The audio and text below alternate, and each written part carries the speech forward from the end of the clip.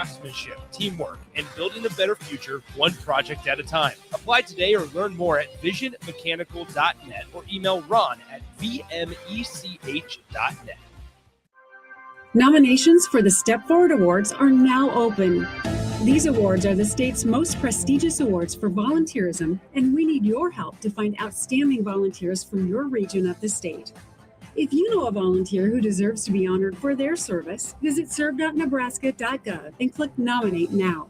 Nominations must be submitted by June 1st. Paid for by Serve Nebraska, aired by the Nebraska Broadcasters Association and this station.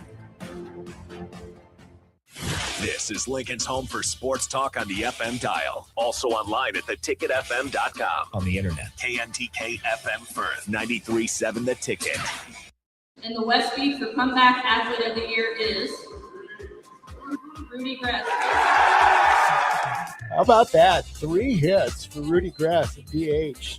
The headlines, they can lie. The scoreboard, it can mislead. But Rudy, whether you like it or not, will keep it real. Get your dose of reality during Real Talk with Rudy Gres the Fourth on 93.7 The Ticket.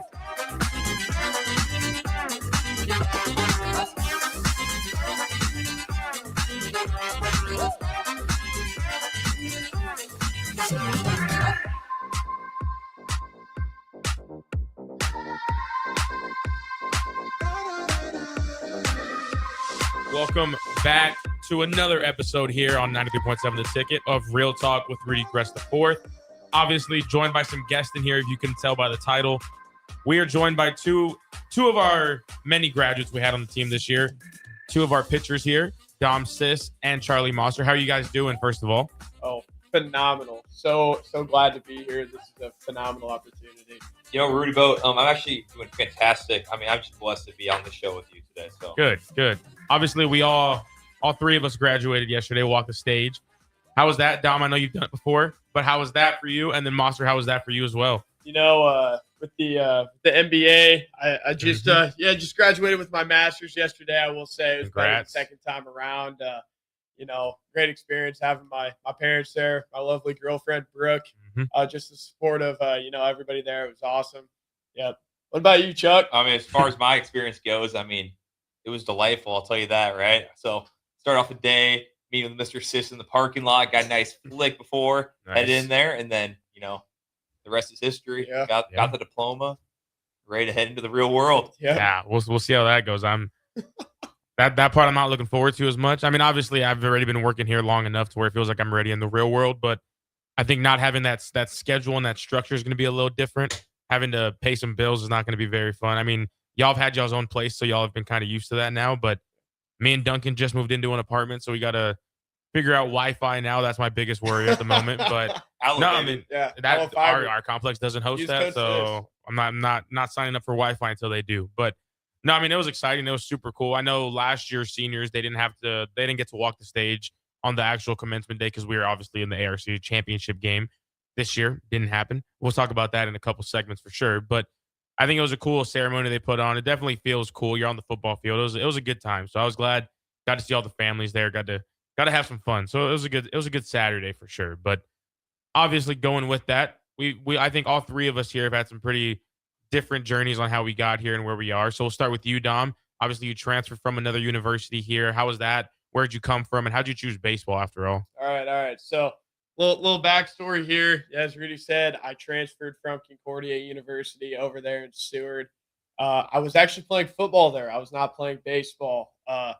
Coming out of high school, especially in Southwest Nebraska, I'm from Bankelman, Nebraska. My school personally didn't have a high school baseball program. Nice. I had to go travel north to Chase County to play baseball for, a numerous amount of years. I think 7 years I played up there, right? So not a whole lot of attention out there. So not a whole lot of recruiting unless I'm hucking 95. I'm probably not getting a whole lot of looks out there. So football is definitely a lot more prominent. And, I was pretty good at football coming out of high school. So I figured that was kind of my only avenue to play a college sport there.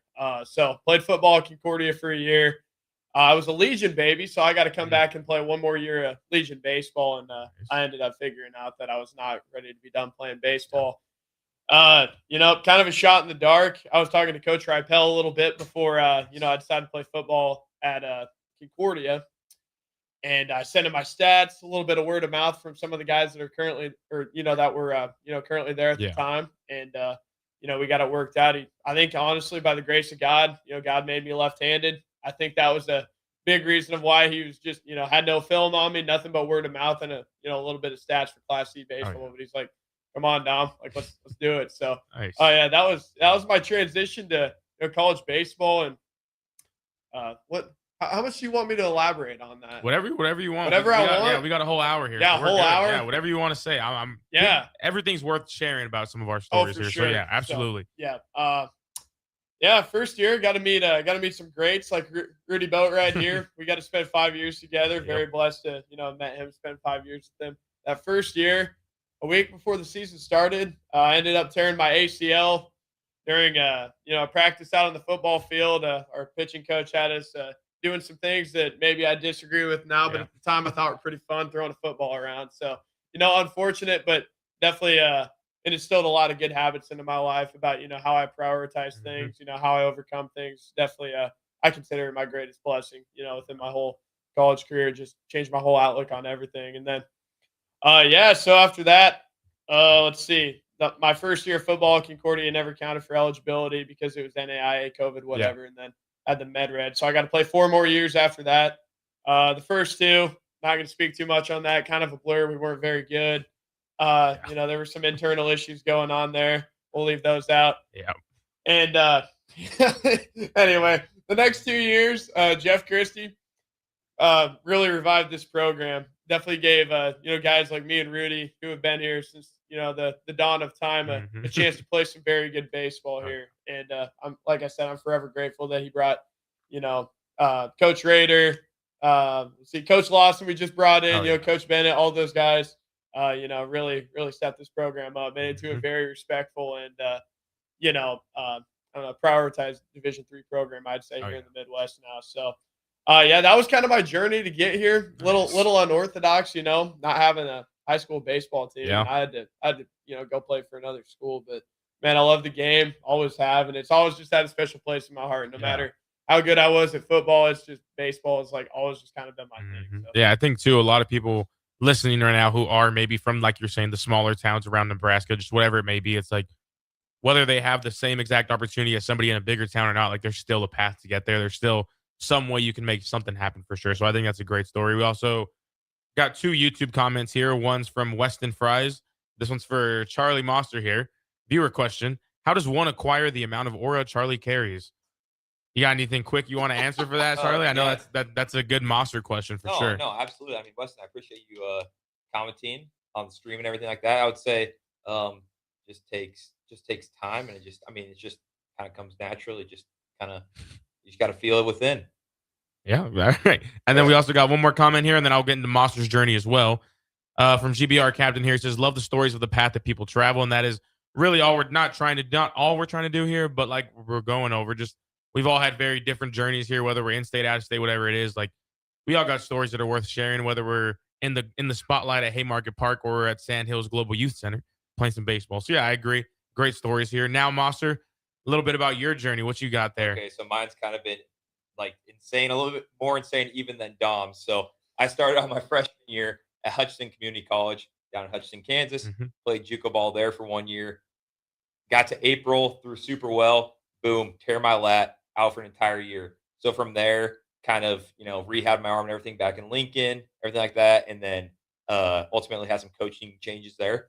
So transferred to Kansas Community College in Kansas City. Played a year there, loved it there. And then ultimately decided on going to Northwest Missouri State after going the JUCO route. Basically, had a good time there, but didn't play a whole lot. So decided to, hit the portal for the first time and kind of try and look at my different options. And luckily, back in high school, Coach Christie was recruiting me back when he was in Nebraska. So we kind of still had that connection. And then I was working with Coach Rader and Coach Lubach, both on pitching and hitting throughout high school and college. So then ultimately landed on Westland. And yeah, I mean, I loved it at Westland. I mean, met both you two, loved it. I mean, we made such good connections. Culture's great at Westland and everything like that. And I mean, definitely going into Westland, I didn't really understand what like the D3, what D3 baseball would be like. But I'm not gonna lie to you, with everything happening with like the portal and everything like that, it's all trickling down now. So I mean, there's a lot of arms that we face, a lot of at bats that we saw that definitely should be playing maybe at the D2 or D1 level. Whereas, I mean, probably 5 or 6 years ago, that probably wasn't the case. So I mean, the amount of just like some of the talent. Yeah, the talent has just for trickled sure. down. It's insane. So I mean, there were some arms I was like, man, I didn't really think they had a whole lot of this like right away. But I mean, we saw anywhere from like a guy throwing 80 miles per hour to probably 93, 94. Oh yeah. Yeah, no, it was interesting. I think too, like even with we were just talking before we came on air about the American Rivers Conference Championships. Wartburg ended up taking the championship, which is one of the few teams we won a series against this year. So that's just it's interesting how our conference can kind of shake up at the end of the tournament and everything. So they knocked off Co, like we said, and Co, kind of for all the years that we've been here, at least, and I'm sure before, but I just had no ARC knowledge before that. They've kind of seemed like a pitching powerhouse for the most part. And I think too, like you look at some of those arms, and it's whether it's Walsh game one or whether they're throwing somebody else who just is funky from the left side, whatever it is, like a lot of these teams, and not just them, we're up there too. There's other teams in the conference that talent is getting so, like you're saying, diverse amongst divisions. And I think even with us, I think there's some guys on our team who, a lot of young guys too, if they can develop under Coach Christie and Lubach and Rader and everybody there, I think they could be guys we're talking about too in a couple years. Like, yeah, like why are they here? But they also have the talent to be somewhere else, or at least develop into talent to be bigger than where they are. But I think the coolest thing about Westland, maybe this is the D3 thing, but for sure Westland thing, whether guys are top of the top talent who could find looks other places, that never really is like a thought. I think we've had some guys in the past where they're kind of using Westland as a stepping stool or stepping stone, but I think everybody who wants to be here is here for the right reasons. And I think that's what fueled a lot of our success last year, and then kind of started showing with the team at the end of this year too. We had just hiccups to get over, but obviously we've all been playing baseball for a while. And Dom, with your pitching journey and everything, how have you, we talked about like how talent 5 to 6 years ago probably wasn't as strong as it is now, but in your opinion and from your journey of pitching, how have you gotten better? And what are some things that even 5 to 6 years ago you didn't have in your arsenal that you do have now in terms from like a development standpoint? Yeah. So from a development standpoint, in high school, I'm not saying I was, I'm not like Camilo Duvall. I'm not throwing 100 by any means, but kind of like I was saying, how baseball's not, very prevalent. In Southwest Nebraska, sitting 80 from the left side, I had quite a bit of arm side run. Yeah. I mean, that was like seeing Aroldis Chapman. Yeah. So I got away with throwing a fastball. I think I probably threw 85% fastball in high school. And I'm like, yeah, this is, I kind of thought I was the stuff, and then I get to college and I realize, I got to learn how to pitch. I can't rely on, my said velocity, as I figured out, is, everybody's around that, around that range when you get here. So from a development standpoint, I didn't really have a pitching coach until last year. And like I said, that's why I've been so grateful for Coach Christie, bringing Josh Rader in, as many of you know, arguably the best bullpen arm in Nebraska history. Mm-hmm. He taught me a lot more about pitching than I thought I thought I knew quite a bit already, but he taught me all the right ways to sequence. I always understood like why he called the pitches he did. Really developed me with a slider and a changeup. I had a nice loopy curveball coming in, and we fixed that really quick. Nice. I didn't have a changeup coming in, and I didn't realize as a lefty, especially facing righties, how big having a changeup would be. So as I started figuring out that my 80 to 84 anywhere in there is not going to play as much as I thought it would, and I started flicking in the changeup, almost as much or more than my fastball, mixing in the slider every once in a while. I started to see a lot more success, and I think it was just the the maturity and the development standpoint of I can't get away with what I used to be able to. Like I said, having Coach Rader, having maybe more technology there, with Coach Rader's facilities and everything like that, figuring out certain metrics and, what's going to work and what's not going to work. I'd say just, definitely the last 2 years, being able to see some numbers and things of that nature that we didn't have before allowed me to develop at a, a much higher level. Yeah, absolutely. I also think too, like back to in high school, same thing. Like it was like, okay, like I was good in high school, whatever it may be. And then you get here and it's like, we're still good. Nothing changes to our talent per se, but it's like, everybody else was good in high school too. And it's like now you're just kind of you go from being the biggest fish in the pond, and now you're just a big fish in basically the ocean. Everybody here is the same size. Everyone here a little better, a little not worse. But some guys' talent gets different. But everybody's here for a reason, and I think that's something that a lot of people I went to school with back home, at least, who did go on to play and maybe stop playing in college. I think that was the hardest part for them. Was like you get here, things aren't as easy. Things are a little harder. Pitchers are throwing faster. Guys, these changeups, like you're saying, the changeups are a little harder to hit now. And it's just little things like that. But Monster, I did want to talk about something about you real quick. We haven't mentioned it too much yet, but Monster is a Westland Shohei. Basically, he is one of our two ways here. And so, with your journey and everything amongst that, were you being recruited as a two-way when you were younger, before the rehab and everything, or were you more of a pitcher? How did that become what it was for you? Okay, so it's kind of wild. So I started out my freshman year. I got recruited to Hutch as a pitcher, and then ultimately in high school as a senior, I hit like 4.11 in the spring. So they're like, all right, well, you can give it a shot, hitting in college. So had a great fall, everything like that. And then we just had a bunch of dudes there. So the guy that was playing in front of me at first base is Ben McLaughlin. He started at the University of Arkansas, and now he's in the Braves org. So I mean, from there it's kind of like, well, do I focus more on it? They kind of told me like, hey, you're probably not gonna hit as much. So then going in after I got injured, I just focused solely on pitching, and then ultimately once again to KCK, same thing, kind of pitch. I loved hitting on the field though, so I always kept on hitting, which is kind of funny. So I just try and see how many bombs we hit out. Feed the trees. Yeah, feed the trees. So like so the funny thing about KCK is it's like the outfield fence is like a square, so it's about 295 down the lines and 395 in the gaps. So it's nuts. Wow. So I just try and put it literally like just right over the left foul pole and everything like that. I had fun doing it. Mm-hmm. And then ultimately same thing kind of happened. Obviously I wasn't hitting. Then when I got to Northwest, same thing. We get done with practice. My roommate was our like one of the best hitters on our team, starting first baseman. Like, you just want to go out and hit. And we'd hit like 2 or 3 times a week just on the field. Like, man, this is so much fun. And we were hitting off the hack. I was like, this is a good time. So then ultimately, when I decided to go to Westland, Tanner Lubach reached out, and I was kind of thinking, okay, well, I'm just going to pitch you, right? And he's like, no, you need to get. He was my hitting instructor growing up, so he's like, you need to give it a shot. So yeah, I kind of went into Westland, and over the summer, like kind of just grinded it out and kind of tried to get back to as close as I could, like try to get back as close as I can to where I was at, before I got injured and so on, as far as the hitting goes. So yeah, no, I mean, Nice. it was kind of funny because it's just like I started off as a hitter, took about 2 years off, and then came back for my senior year and tried to give it a try again. Yeah. I will say for those who don't know, again, videos out there somewhere. I think Charlie Moss probably has 2 of the furthest home runs I think I've seen hit at Sandhills Global Youth Center. One was in an inner squad. We won't say who that was off of. One of my former roommates now. But anyways, but then again, who were we facing that week where you hit that? Was that the BV? Was that the Tuesday series here? Yeah. Yep, Buena Vista. BV comes to town. We're really looking for a series win over those guys at that point. And then early on in the game, what pitch was that, Monster? Oh, he hung me a slider. Hung a slider in, and you have to find this video somewhere. We'll find it somewhere, and it'll be shown. But that was the bat flip of all bat flips, and then the game was just heated from there. And I love games like that where guys are just kind of not chirping or chippy, but like you can feel like, okay, now I want to beat these guys even more. Because then their catcher, who was all upset, he ends up hitting a home run in the same game, and it was just fun. I think that's what people kind of miss at D3 level too, is like there's so much story within the game, just like every other level. But for us, I think it's a little more personable because we do hate some of these schools a little more, I think. And so that was just super fun to witness. I think that was, again, one of the furthest home runs there. So that was super cool.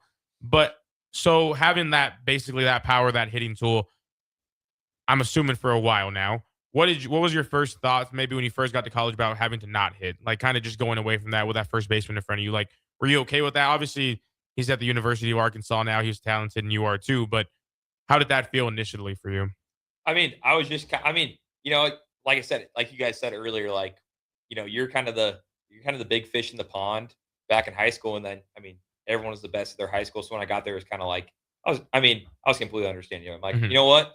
I'll get, I gave it a shot and everything like that. And then just decided to focus on pitching. Ultimately, that helped me out a lot because I could just put a lot more of my time into pitching my freshman year and so on like that. And also, if you don't know, junior college has no limitations on practicing. So that made my student athlete life a little bit easier with balancing school and everything like that, because just able to focus on pitching. And, as you guys know, like hitting, you got to do a lot of stuff outside of practice. So in pitching, you can get, basically you just got to do your arm care, you got to do all your drills, everything like that, play catch, so on. But compared to, hitting, I mean, you could legitimately become a good hitter just by, just taking 500 cuts a day, and everything like that. So nice. And before we get to our first break here, I'm going to tie it into both of y'all here. Dom, we unfortunately this season, for some reason, I think y'all earned it, but we didn't get it after all. We did not have pitchers BP this year. I don't believe we did. Nope. How detrimental was that to you? Because I know we've had it before, and it's super fun because we're all the position players are playing defense for you guys at this point. But how was that for you? I mean, I know for those who don't know, Dom Sis, whenever we do have these pitcher BPs, goes up there dripped out too. Probably, I think you've worn my elbow guard a couple times for these, and that's, sure have. I'll take it. Oh, that's awesome. But how was that? I mean, like, we have so much fun on this team, and so, like, what are those moments like for you on the team as well? Yeah, I'm not gonna lie. If I got Coach Christie or Coach Rader listening to this, I was a part of a shutout against Wartburg. We won 1-0. Definitely a little offended. I never got to showcase my power in the box. But no, those moments are, I mean, you just like you were saying, some of those moments you can't get back. Like, I'm screwing around sometimes with BP playing third base. Yeah. Like, I'm just like, I'm left-handed. Like, why am I out there? But those moments, I mean, like, we're all just out there hacking. Oh, I mean, yeah. like, what do I have to lose? I want to go yard. I'm like pulling balls into the bullpen, dude. I'm like, but definitely a little sad I didn't get that. But I know there will be opportunities to go swing it someday out there, maybe. Who knows? But those are great moments. Yeah. I know we got to do it a couple times last year. Mm-hmm. A couple times last year. I was putting some good swings on the ball. Yeah. Still can hit. Probably going to see my men's league debut this summer. There you go. Probably left through center field. So I'll showcase it. I still got it. We'll be there. And Mosser, what do you think? Before we get to break here, what do you think Dom's final stat line for his men's league debut is going to be? First game, what do you think he puts out up there? I think he's probably going to be about, I'd say 3 for 4 with maybe 2 doubles and a triple. I mean, he's got wheels. So, Yeah. I mean, he's Timothy. So, yeah, I mean, I definitely think. I mean, Appreciate that. yeah, I mean, I've seen you taking some swings off the hack, so I get it, man. I mean, you're dialed, so I got no doubt that you'll have success right away. Nice. All right. Well, with that being said, we'll be taking our first break here on Real Talk. Make sure to keep it tuned right here to 93.7 The Ticket and theticketfm.com. Rosie's Sports Bar and Grill, open for lunch and dinner at 1501 Center Park Road, just south of 14th and Highway 2. Bauer Underground has been serving local contractors and utility contractors all across the state since 1997. When you see the black and white trucks, you know that the best workers in the business have arrived. Bauer is currently looking for equipment operators, laborers, diesel mechanics, and aerial linemen. Join the brotherhood built on hard work, authentic people, and a pedigree of success. They're offering top-notch benefits, a matching 401k, and a $600 per year clothing allowance. Bauer Underground, a family-friendly company with plenty of room for advancement. Put lawn irrigation on automatic. Think Judson Irrigation for worry-free service to Lincoln homeowners and business community. Judson Irrigation will turn on your sprinkler system in the spring, repair or redesign as needed, and turn it off in the fall. For service to orphan sprinklers, remember Judson Irrigation. They'll never forget you. Call the Judson Irrigation Orphanage 402-420-6277 or judsonirrigation.com. At Schwezo Construction, safety isn't just a policy, it's a promise. Build with us. Work safe, go home proud. We're hiring skilled craftsmen, laborers, concrete workers, and steel erectors who value quality work and a team that has your back, on and off the job site. If you're ready to be part of a company where your safety and success come first, visit Schwezo.com. That's SCHWISOW.com and apply today. Schwezo Construction, 40 years strong and still building the future. Want to make the easy call? Call John Henry's. From leaky pipes to a broken AC, flickering lights to furnace fights, even drains and duct cleaning, we've got it handled. Plumbing, heating, air, and electrical, all under one trusted roof. Proudly serving homes across Lincoln, Omaha, and surrounding areas and ready 24/7. Visit calljh.com or call John Henry's. 435-5555. John Henry's Plumbing, Heating and Air. And electrical. Ticket listeners know a dream team when they see one. At Applied Connective, we've been in the game for 20 years and have developed a team of world-class leaders in all things IT. From cybersecurity and Microsoft products to physical security, audio-video, infrastructure, business phone systems, and anything in between, we'll help you leverage technology to become your most secure, efficient, and profitable. Head to our website to check out real reviews and testimonials and sign up for a free tech consultation. We can show you where you might be vulnerable, inefficient, or overspending. It's a game changer, and it's totally free. Claim yours right now at appliedconnective.com. Spring sports are here and it's time to upgrade your equipment. But don't go rushing to your big box store. Play It Again Sports is your place to go for all spring sports equipment for baseball, softball, golf, and disc golf. Play It Again Sports has quality, slightly to gently used equipment, and 50% of their inventory is actually new equipment. And don't forget, buying from them is a great way to get new products with great discounts by also bringing in your used items for store credit or cash on the spot. Play It Again Sports at 48th and Vine. If you're seeking a career with a growing company, Gaina Trucking and Excavating is hiring and looking for additions to their team. Gaina Trucking has a strong team culture, competitive pay, 401ks, and benefits like health, dental, and vision. Drivers are guaranteed 40 hours per week, even in the winter months, and are home every night. Start your career today at Gaina Trucking and Excavating. Apply today at GainaTrucking.com. Unearth the secret to long-lasting tires at Tread's Central Tire Pros, a league apart in commitment, service, and expertise. This isn't just about rubber meeting the road, but trust, safety, and surety converging in perfect harmony. This is where expectations are exceeded every time. Make your appointment today at Tread Central Tire Pros, just south of Cortland on Highway 77, or visit our website to explore our services. Remember, when it comes to tires, choose Tread Central Tire Pros because we tread differently.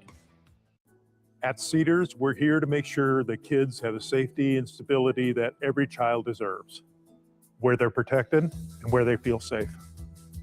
You make this possible. Today, more than ever, we need your support to be here for kids who have nowhere else to call home. Now through May 28th, make a big impact through Give to Lincoln. Give to Cedars now at givetolincoln.com.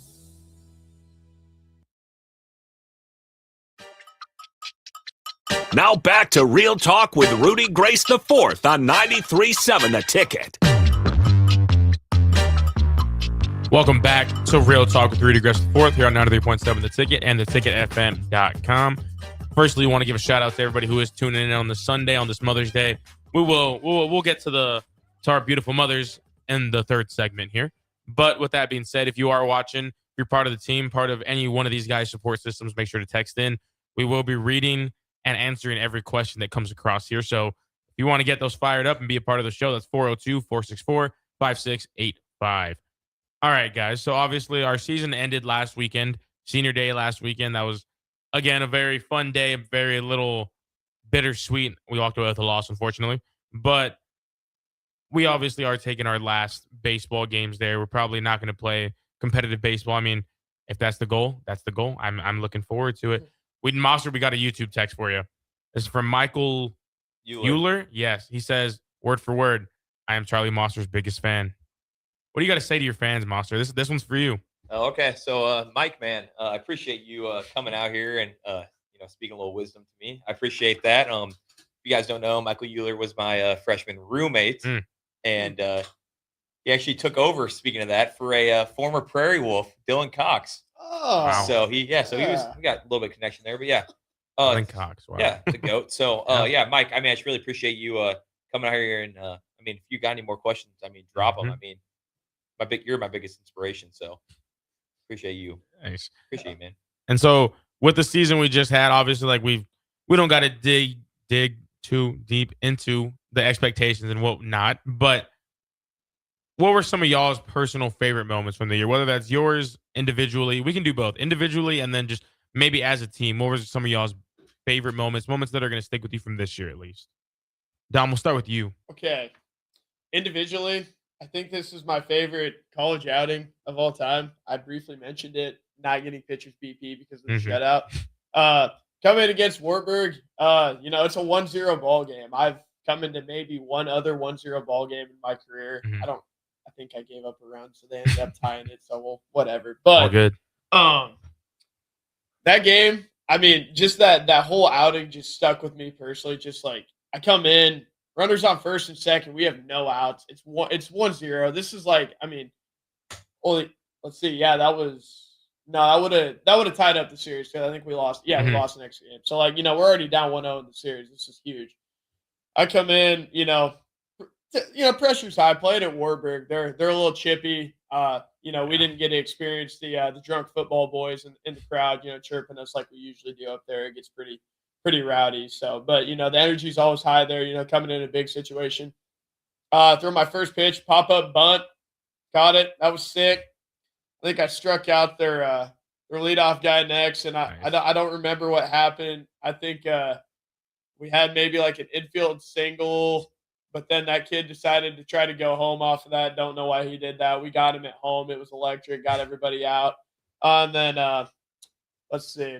I think I picked up another out in the next half. Then we went to DeWitt after that. But I mean, just we ended up winning that game. Shutout 1-0. I mean, it was big time. That was probably my favorite high leverage moment of the year. It was just it was pretty sick. I had a lot of fun with that. And then I guess the team.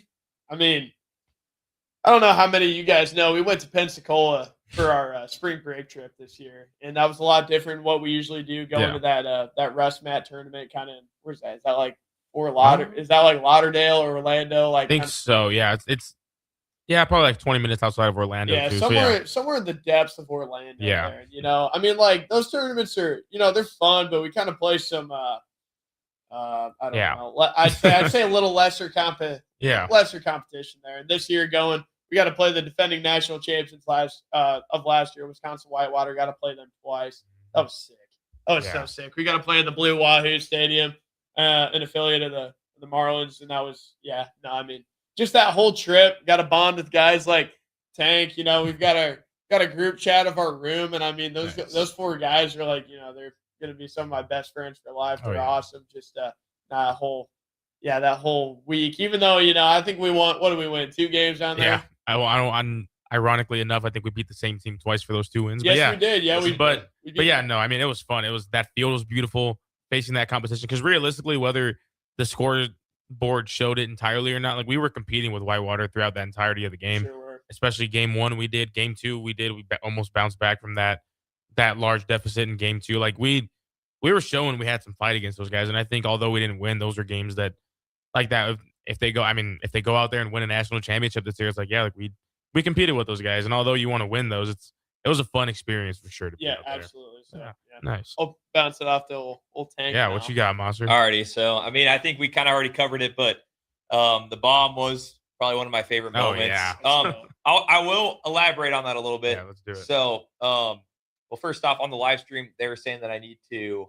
I wasn't taking very good swings. Yep, right before that. Yeah, right before, and then I hit the ball about 250 feet. So you needed to be more selective. I think was their. I think I need to be more selective. Yeah, that was it. So, the funny thing about that, I'm not even gonna lie. I had no idea that I threw the bat as high as I did in the air. I'm not gonna lie, and I was just like, that was the first time I've ever hit a ball where I'm just like, I know that was gone just the minute that it took off the bat. So. I kind of was like, what do I do with it? Well, ultimately, I threw it almost down the third base line, almost hit the umpire in the head with the bat. And then, of course, from there too, got a little bit of some chippiness from their catcher and everything like that. I was just like, it is what it is, man. I'm sorry. Right. Those are my exact word words. for word. That's a word for word, exactly what I said to him. There was nothing else involved with that. But yeah, no, it was funny too. And I didn't realize this, but if my dad's watching, shout out my dad. He was sitting in the stands and the other coaches getting mad about it. And apparently my dad, which I didn't hear on the field, my dad's normally a very loud guy. And he goes, well, you probably shouldn't have just hung in that slider. So I was dead. I didn't hear about that till like 3 weeks later. So that was even funnier that I heard that. And I'm just like, oh Lordy. So yeah, no, that was fun. And then as far as the team goes, I mean, yeah, the Pensacola trip was insane. Wisconsin Whitewater actually hasn't lost, I think, since we played them the first time, which is crazy. And then on top of that, the second game I was a part of, and I threw 4 scoreless innings against them. So that was fun as well. And then I would say on top of that, maybe, I mean, obviously the road trips were always super fun. It was just fun to be with the boys. I'll say that. I mean, made so many good relationships. Yeah, no, I think too, especially like we're not hiding the fact that the season overall the ending point wasn't what we were striving for, but I think people still got to realize like we are basically living with each other for this whole 40 game season. So we are going to have times in there that do stand out and do like that highlights that maybe aren't on the field all the time like that, just spending time with each other. And it's awesome.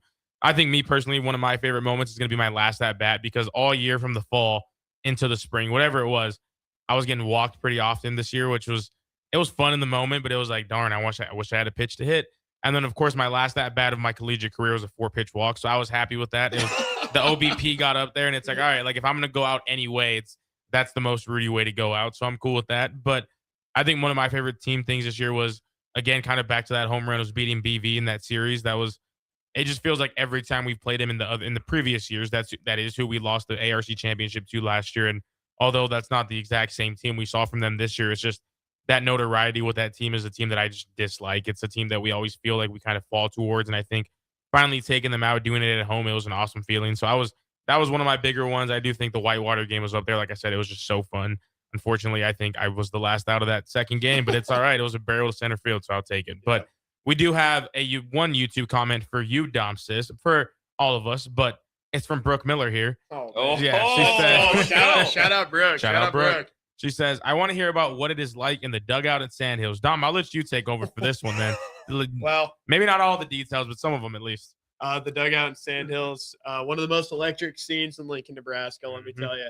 I'm just going to say this right now. They're really going to have to fill the role of the Three Stooges. That's right. Well, my bad. One of them's still there. Shout out Don Bentley, my goat. Yes, sir. Hope you're listening. He's going to have nice replacements for you guys to fill in. Those are some big shoes there, but keep going. Yeah, no, the dugout. I mean, great scene, honestly. I always get to stand by my guy, Tank Monster. We're quoting a character from Austin Powers. Quite frankly, I'm not going to say his name on air, but just gotta be as rowdy as we can. Getting the opponent's head a little bit. But yeah, it's great. But I will say I'm never gonna eat another Uncrustable again. I'm tired of those. That's the one thing I won't miss from the dugout. But yeah, the dugout is quite an electric factory. I can let Tank elaborate on that. Yeah, go ahead. More. Yeah, so I mean, it was electricity. We kind of called ourselves like the top shelf. Carried that in from Northwest Missouri State, standing on the top of the bench. Yep. Just letting it be known. I mean, we did some crazy stuff in there. I mean, we were just having a lot of fun. One funny thing that we did this year was, if you guys have seen the movie Major League, we were kind of on a cold streak for a little bit. And Dom, was it your dad? Yeah, I had if you guys have seen Major League, when I was like, I think 13 or 14 years old, my dad gifted me Joe Boo in Pedro Serrano's locker, and he's about this big. We were kind of slumping, and my dad brought it. I don't remember who we were playing, but I think we were playing Howard Payne. Yep. Howard Payne. He brought it that weekend. We brought out Joe Boo, and then the bats kind of came alive that series. I remember we scored 27 runs, in one of those games. So yeah, but anyway, bringing out Joe Boo. Always had him in the dugout. It was awesome. Yeah. And then on top of that too, with that, we also brought out the old wolf head, like what was it, like a club head. It's a driver head cover. We called him Wolfie. So yeah, it was awesome, and that's also another Major League thing. And I'll tell you what, the first time I put it on the barrel of my bat before every single at bat, take it off, hand it to my boy Don Bentley, and the first at bat, I hit a nuke. So I was like, that's good luck from there. And that was in the same time period with Joe Boo too, and when we scored 27 runs, so that was sick. Yeah, how superstitious are you guys individually, do you think? I will say, prior to this year, I was very superstitious. Like, okay. I'd wear the same pair of socks on game day. I'd make sure I'd run them through the wash. I had to eat the same thing. Like, I was like over the top. And then this year, I don't know if it's just because I'm unk and I'm pretty old, just a maturity thing. Like, I didn't care about any of that. I just, whatever I had that day, or, like whatever my routine was, that's what it was. And, it's nice on the brain sometimes to not be worried about stupid things like that. Or I have to do a certain stretch, or I have to do something in a certain order. So I think that was just kind of growing up, a little maturity there. And then I think from my perspective, like, I was kind of superstitious about that a little bit with like the hats for the bats, obviously. But I mean, obviously I didn't hit a bomb every single time, so I just stuck with it. But on top of that, I kind of had, like, ever since I've been ever since my senior year of high school, I listened to the same 10-minute pregame mental hitting approach talk that from Steve Springer, and that I've just listened to that every single time.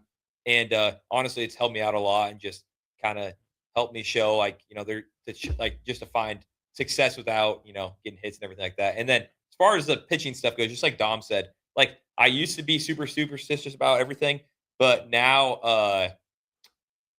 I just try and like have the lowest heart rate that I can on the field. Yeah. Because I do consume about 2 energy drinks a day, so my heart rate is already very high. So the next thing, I can't get even higher than that. So I just get on the mound.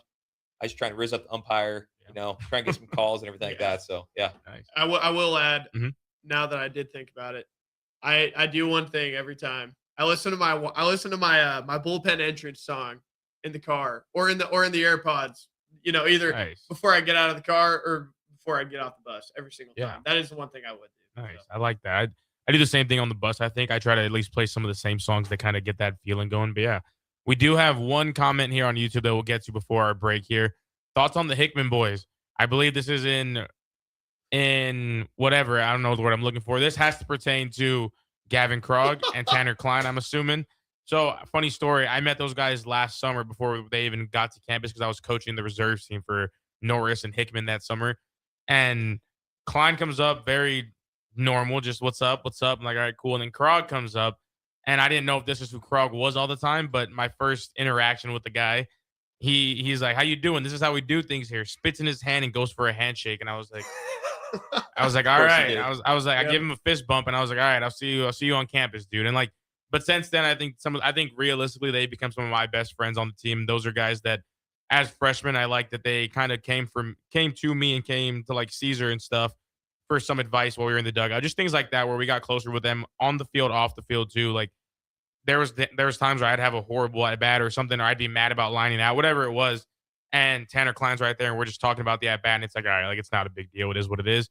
But I think they're good kids. I'm going to be excited to see what Krog ends up doing because I think Tanner is going to end up not playing baseball anymore, which is a bummer, but wishing the best to him. I love Krog. It was a good time meeting him. What was y'all's impressions of those guys? Funny squad. I mean, those two are each one of a kind human beings. I love them both. Gavin Krog, he will always address me as sir, and I think that is the funniest thing ever. I think it's the funniest thing ever. They're just so unique to themselves. Both really good ball players too. They came in and made an impact. Oh yeah. Did. Great kids. I know whatever calling them kids. I mean, they're not that young. They are kids. They call us unk. Yeah, they do call us unk. Yep. But whatever Klein ends up going to do at UNL, I know he's going to be successful. He's got good parents too. They both do. But yeah, no, they've got good people around him. Yeah, they're gonna. I'm excited to see what Krog does. Next year. I mean, he played quite a bit for us. So I mean, he did a lot of good things for us. So now, shout out to Hickman boys. You guys, I'll never forget you guys. Yeah. Never. Master, you got anything you want to throw in for them before the break? Yeah. I mean, boys, you guys got to keep your heads on straight. I mean, I'm being completely honest with you. You guys got it. So hey, just keep it. Just keep going and keep at it. I don't know. Yeah, you took everything I needed to say. There you go. Yep, sorry about that. My bad. With that being said, we will be hitting our second break here. Gonna have a shorter segment to end with, but we'll still get some good stuff out there. Make sure to keep it tuned right here to Real Talk with Rudy Gres IV on 93.7 The Ticket and theticketfm.com. At Cedars, we're here to make sure that kids have the safety and stability that every child deserves, where they're protected and where they feel safe. You make this possible. Today, more than ever, we need your support to be here for kids who have nowhere else to call home. Now through May 28th, make a big impact through Give to Lincoln. Give to Cedars now at givetolincoln.com. Does someone in your household avoid phone calls because they can't hear clearly, or do they have difficulty speaking on the phone? Nebraska offers a solution.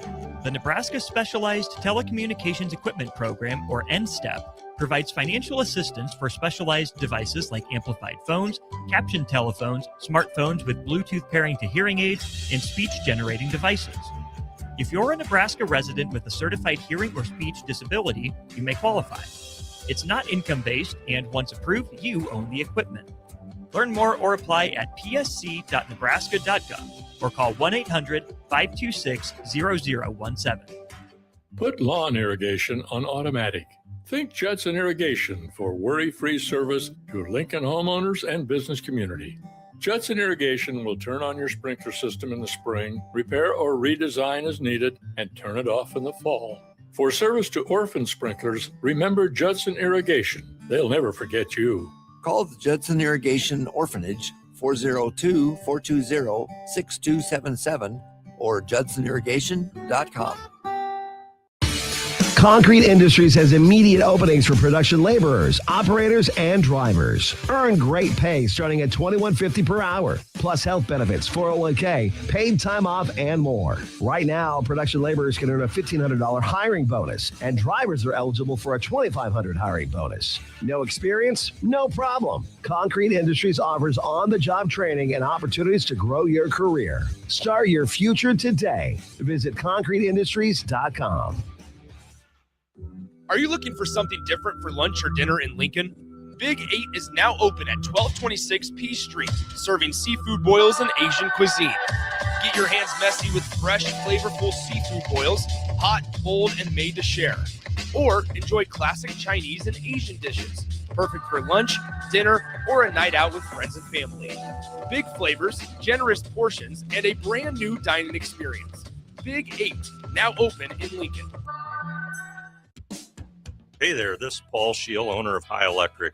I want to thank our friends and loyal customers and introduce High Electric to those looking for a new electrician. We've been serving the Lincoln and Omaha area for over 30 years, from design to install, upgrades, and repair.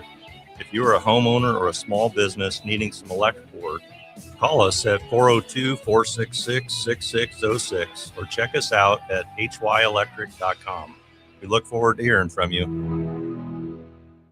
Looking for something fun tonight? Axe throwing, local beer, and great vibes are waiting at Arbor Axe House. From casual nights out to celebrations and team events, it all starts here. Reserve a lane today at arbораxe.com. Arbor Axe House at the corner of N Street and Antelope Valley. Ticket listeners know a dream team when they see one. At Applied Connective, we've been in the game for 20 years and have developed a team of world-class leaders in all things IT. From cybersecurity and Microsoft products to physical security, audio, video, infrastructure, business phone systems, and anything in between. We'll help you leverage technology to become your most secure, efficient, and profitable. Head to our website to check out real reviews and testimonials and sign up for a free tech consultation. We can show you where you might be vulnerable, inefficient, or overspending. It's a game changer, and it's totally free. Claim yours right now at appliedconnective.com. Sandhills Global is growing right here in Lincoln. With our expanding campus and continued growth, we're hiring across a wide range of careers, from interns to experienced professionals. Join the team at Sandhills Global and build your career with competitive pay, great benefits, and real opportunities to grow. Visit sandhills.jobs to view openings and apply today. That's sandhills.jobs.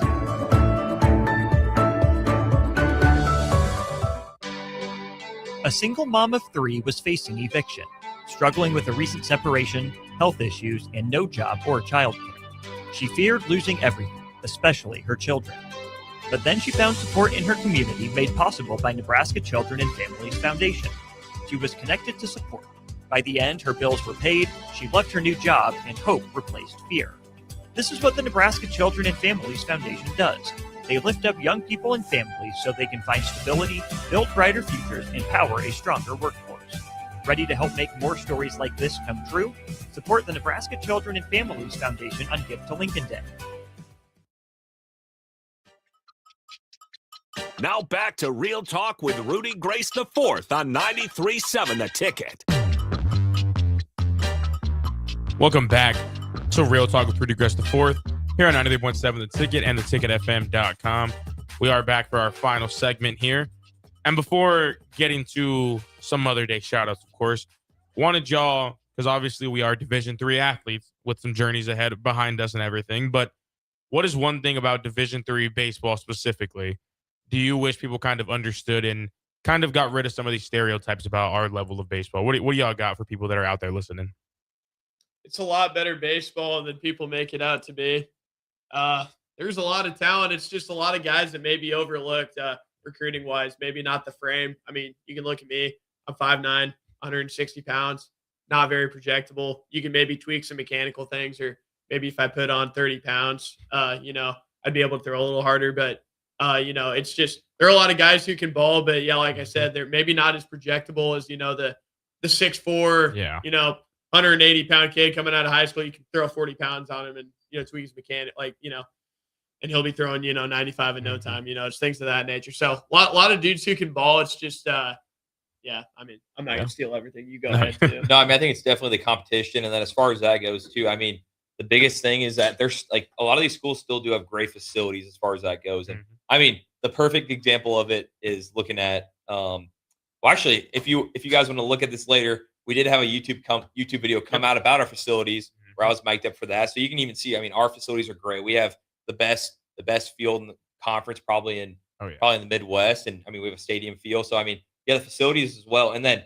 also, I mean, I'll say this, and I mean, I'm sure there's still a lot of great other coaches, but we probably have the top coaching staff in the nation. I mean, we have guys with experience at the Division I level and pro level, which is probably something that you wouldn't expect at the Division III level. And I mean, the amount of our development and just the knowledge that our coaches have is just it's nuts. Yeah. It really is.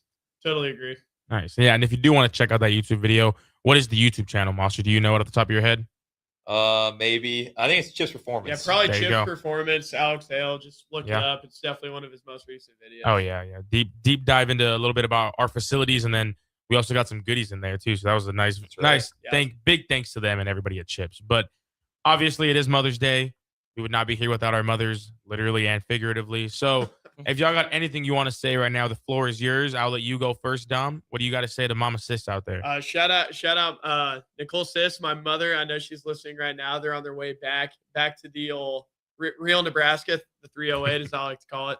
I was just I know I wrote you a little note for Mother's Day. I know you read that, but just got to thank you for building the foundation of my life.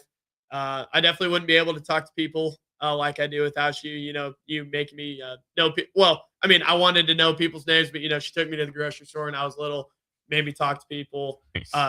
But then that turned into me wanting to know their names. And I feel like that's kind of a big reason why I have the personal skills that I do today. She instilled a lot of things in me as a youngin. I mean, that's just one thing. I could go on for hours about your mom. I love you, and thanks for everything you do. All right, so shout out Amy Mosser, my mother. The biggest thing I want to say to her, obviously, that I love you. Happy Mother's Day, and that I really wouldn't be here with the drive I have without her. I'll keep it nice and short.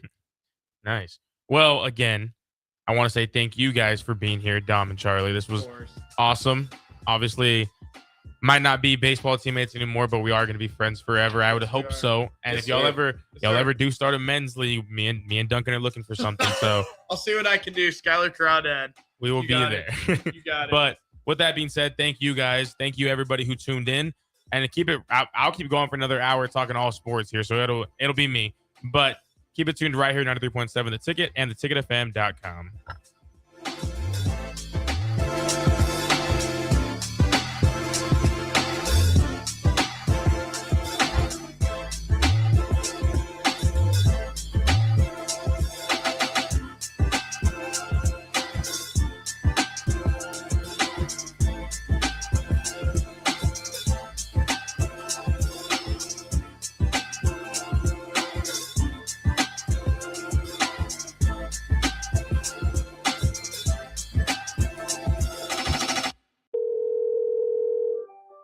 Does someone in your household avoid phone calls because they can't hear clearly, or do they have difficulty speaking on the phone? Nebraska offers a solution. The Nebraska Specialized Telecommunications Equipment Program, or NSTEP, provides financial assistance for specialized devices like amplified phones, captioned telephones, smartphones with Bluetooth pairing to hearing aids, and speech-generating devices. If you're a Nebraska resident with a certified hearing or speech disability, you may qualify. It's not income-based, and once approved, you own the equipment. Learn more or apply at psc.nebraska.gov or call 1-800-526-0017. Looking for something fun tonight? Axe throwing, local beer, and great vibes are waiting at Arbor Axe House. From casual nights out to celebrations and team events, it all starts here. Reserve a lane today at arbораxe.com. Arbor Axe House at the corner of N Street and Antelope Valley. Sand Hills Global is growing right here in Lincoln. With our expanding campus and continued growth, we're hiring across a wide range of careers from interns to experienced professionals. Join the team at Sand Hills Global and build your career with competitive pay, great benefits, and real opportunities to grow. Visit sandhills.jobs to view openings and apply today. That's sandhills.jobs.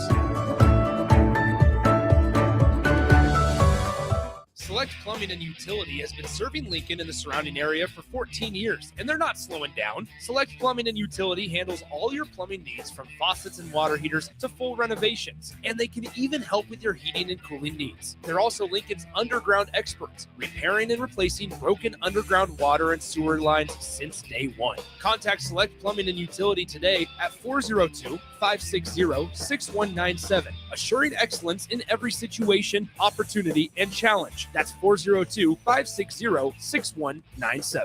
Unearth the secret to long-lasting tires at Tread's Central Tire Pros, a league apart in commitment, service, and expertise. This isn't just about rubber meeting the road, but trust, safety, and surety converging in perfect harmony. This is where expectations are exceeded every time. Make your appointment today at Tread's Central Tire Pros, just south of Cortland on Highway 77, or visit our website to explore our services. Remember, when it comes to tires, choose Tread Central Tire Pros because we tread differently. At Parkview Animal Hospital in Lincoln, it's not just their professional care that sets them apart, but their warm staff and state-of-the-art facilities. Whether it's for a routine checkup or a comprehensive medical procedure, at Parkview, your pet isn't just another number, but a valued member of their caring family. Visit them at pahlincoln.com today and in person just south of 14th and Pine Lake Road. Parkview Animal Hospital, your pet, their passion for happier, healthier, furry friends. Bauer Underground has been serving local contractors and utility contractors all across the state since 1997. When you see the black and white trucks, you know that the best workers in the business have arrived. Bauer is currently looking for equipment operators, laborers, diesel mechanics, and aerial linemen. Join the brotherhood built on hard work, authentic people, and a pedigree of success. They're offering top-notch benefits, a matching 401k, and a $600 per year clothing allowance. Bauer Underground, a family-friendly company with plenty of room for advancement. Ticket listeners know a dream team when they see one. At Applied Connective, we've been in the game for 20 years and have developed a team of world-class leaders in all things IT. From cybersecurity and Microsoft products to physical security, audio-video, infrastructure, business phone systems, and anything in between. We'll help you leverage technology to become your most secure, efficient, and profitable. Head to our website to check out real reviews and testimonials and sign up for a free tech consultation. We can show you where you might be vulnerable, inefficient, or overspending. It's a game changer, and it's totally free. Claim yours right now at appliedconnective.com. This is Lincoln's home for sports talk on the FM dial. Also online at theticketfm.com. On the internet. KNTK FM Firth, 93.7 The Ticket. In the Westby for comeback athlete of the year is Rudy Gres. How about that? 3 hits for Rudy Gres at DH. The headlines, they can lie. The scoreboard, it can mislead. But Rudy, whether you like it or not, will keep it real. Get your dose of reality during Real Talk with Rudy Gres the Fourth on 93.7 The Ticket.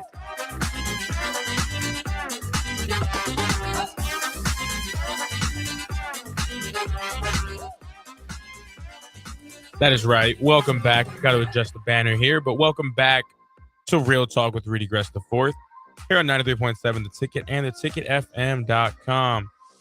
If you're sticking around after the guest that we just had, thank y'all so much. That was a great time talking to those guys. Obviously, not too.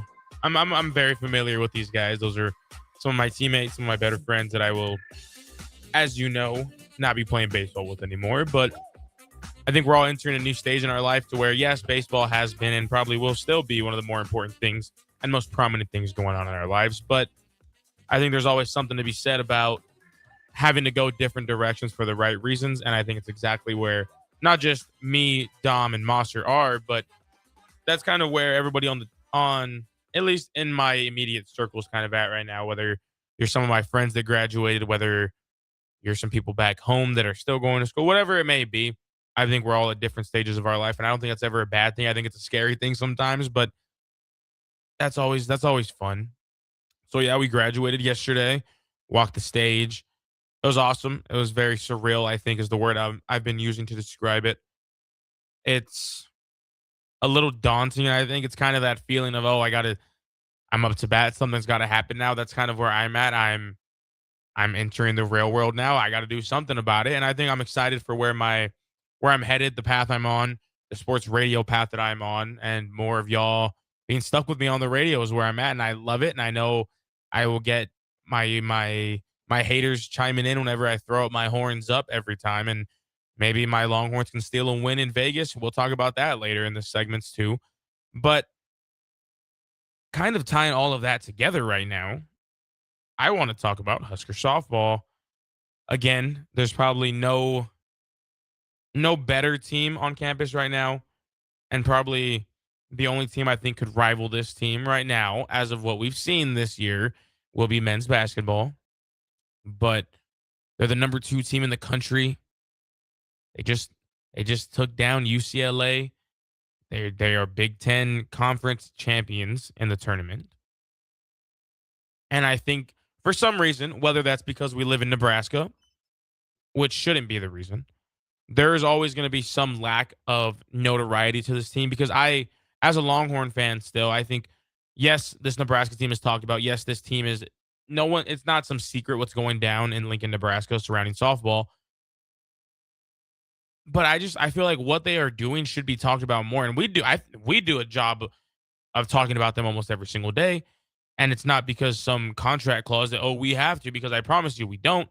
It is just worth talking about. It's worth sharing. It's worth highlighting these girls and the coaches and what is happening. Again, just down the road from here, you get on some streets, make some rights, make some lefts. You're there, and that is the best team in the country. I don't care what the rankings say. I don't care where my Longhorn bias stands. Husker softball is easily, in my opinion, the best team in college softball right now. And that's not just because I'm blind biased here, but truth be told, you look at the schedule, you look at the teams that they've beaten along the way. I mean, right here, open the season with the Washington win. Obviously dropped to my Longhorns. Sorry about that. And then they beat them the very next day. You beat UTSA, lose to Washington. It is what it is. You beat LSU, who was 12th at that time. You dropped to Georgia, okay. You dropped to Nebraska, okay. I mean, to Tennessee, I'm sorry. You go down there, you beat UCF. Right after that, you beat Texas Tech, who at that time was the number 1 team in the country. So in the span of 2 weeks, you beat both teams that were ranked number 1 in the country, respectfully, at that time. You beat South Carolina at home, or I'm sorry, in the next tournament, still on the road. And this was the Mary Nutter Collegiate Classic in Cathedral City, California, is where these games took place. Took down South Carolina, Hawaii, A&M, Seattle, and California. Dropped 1 in Oklahoma at Stillwater against Oklahoma State. 11-inning loss. It's 11 innings of softball. Those are the ones where, as talented as you are, it's one of those games where someone's just got to have the right thing happen at the right time, and I think that's what that was. You take some more wins, you go back, you beat, again, Oklahoma State again, you get that one back. And then from there, it is just pure dominance. Pure dominance. Last loss, let's find it on here. Last loss came March 28th. And I don't think people understand. It's not that people are blind to the fact, but this team right now is on a 21-game win streak, and they are 23-1 in conference. 23-1 in conference play. And that one loss again was to UCLA, who you come back, you beat them. And I'm not saying that they're a fluke team. I'm not saying that win didn't mean nothing, because every win and every loss is as important as the next and the last. But this team is 23-1 in conference play, 21-game win streak, 15-1 at home, 17-1 on the road, neutral sites 14-4 for a record of 46-6. This team could easily get to this team, and I know we talked about it all week here, is especially following the Oklahoma first round exit in the SEC tournament. This Nebraska softball team, whether I'm crazy for that, and I know people at the station said, "Oh yeah, well, like realistically, probably not." But I think this is a number one team in the country, and I think maybe if the people in charge of the polls maybe see this as okay, this Nebraska team went out, they've won out really 21 straight games, won out in the tournament. Oklahoma, disgusting, was first round exit in the SEC tournament, and DP said it earlier on the breeze. It's the SEC is just beating themselves up over there. And as someone who does have some stake in the claim for the SEC as a Longhorn fan deep down in my roots, I'm a Nebraska Husker fan now. And I was asked this on Friday when I was running the board for the drive and part of the show. If they end up facing off, who am I cheering for? And I think for softball, I still don't have an answer for that yet. Other sports, I can tell you right at the top of my head. But when it comes to softball, I think this softball team, this Nebraska softball team, is so dominant for so many reasons. And I still have been stressing over the quotes and the way they handle themselves just in media, just as people. I went to a presser a couple weeks ago, and again, I've said it on air probably 3 times now, but I'm going to keep reapplying this quote. I'm going to keep saying it until it doesn't click for me anymore, and it probably always will. So get used to it. But I think what makes successful baseball and softball teams are teams that can one wipe the bad inning, the bad at bat, the bad play, the error, whatever it is. Teams that can bounce back and be resilient, not just scoreboard wise, but mentality wise and mentally. Those are the teams that are going to get things done more often than not. I mean, they outscored in the Big Ten tournament. Let me do the math here: 16-4 over a course of 3 games. And you're facing good teams. You're facing Michigan. You're facing Indiana. And you're facing UCLA. But nothing ever seemed like a worry. And if I'm wrong, please chime in. But nothing felt like okay, like they really got to do it now. And yeah, they've had some close games. I mean, let's try to find their last one run game here. Still looking. Their last 1-run game was a loss, and that was the UCLA game 21 games ago. And it's not that they can't win the 1-run games, because I think those are harder games to win than any in any sport. But those are ones that obviously could sway either way, and it might have swayed away, and that's okay. But other than that, this team is going out there, and more often than not, just laying it down. There's games that are obviously run rules, getting it done a little later, and it's just I don't think the media is gonna put them number one, and I wish I was wrong. I wish they would. But again, they said it all year that the only ranking that they care about as a team is the one at the end of the year. And while yes, true, and while yes, they might, you can say that, and I'm not saying that I don't believe them, and I'm not saying that it's not true, because absolutely the culture, the way this team has been curated, the way that they answer, the way that they all truly believe what every one another of them saying is saying. And DP said it earlier, they just love one another. And I think I took a sports psychology class, and something that stood out to me that I will tie into this was for male teams to be successful, for male teams to have success and to bond, the wins have to come first. And for female teams, psychologically, the team has to bond first, and then the wins follow.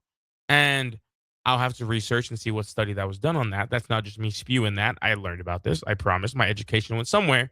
But I think that is evident in almost every softball team. You can see the best teams, and I'm not saying that the worst teams do any different, but the best teams always, you look at them, and whether it's a girl who has not touched the field since game 1, or whether it is Jordy Fromm, who is the star of this team, they all care about one another in the most unselfish way. And I think that is something that they pride themselves on for rightful reasons.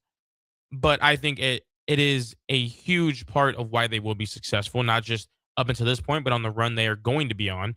And we do find out from later today, there's the selection show will be out on the tournaments and where the regionals will be. More often than not, probably almost certified lock, you'll be having a regional here. And we've said it time and time again. If you have not gotten a chance to see Husker softball, what better time than now?